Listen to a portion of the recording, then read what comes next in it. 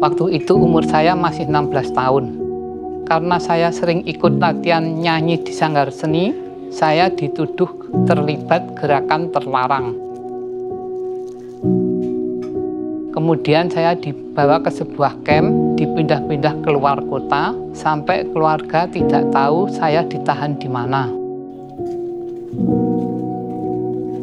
Akhirnya setelah 14 tahun saya bisa pulang, dibebaskan dengan surat yang menyatakan bahwa saya tidak terbukti berhubungan dengan gerakan terlarang. Tapi setelah itu, KTP saya ditandai sebagai ex-tahanan politik atau ET, sehingga susah mendapatkan pekerjaan formal.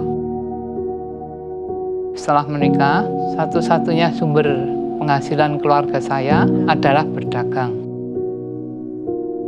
Saya jualan daster batik ini sudah 30 tahun.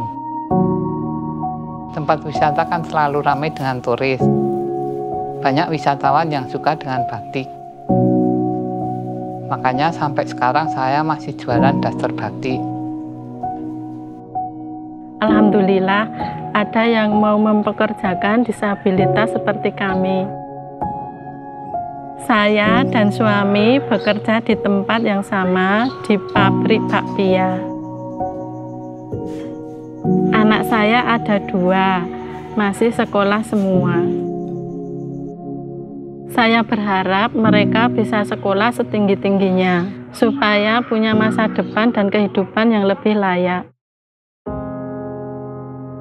Tiba-tiba pandemi datang, tempat wisata tutup dan nggak ada pengunjung. Sudah setahun ini saya tidak bisa bekerja, tinggal di rumah ini sendirian selama pandemi. Kebutuhan sehari-hari hanya bergantung kepada bantuan pemerintah, bukan uang tunai tapi sembako.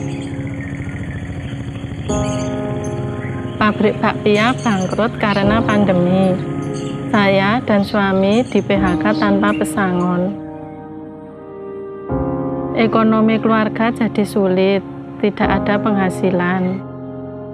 Apalagi anak-anak sekolahnya online, harus beli kuota untuk belajar dari rumah. Sudah 2 bulan terakhir kami tidak diberikan bantuan BPNT dari pemerintah, padahal biasanya dapat.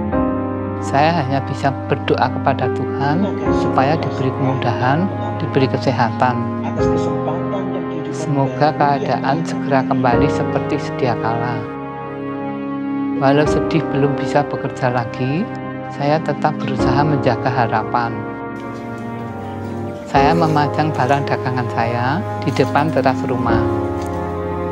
Walaupun tidak ada yang beli, setidaknya ini bisa menghibur diri saya.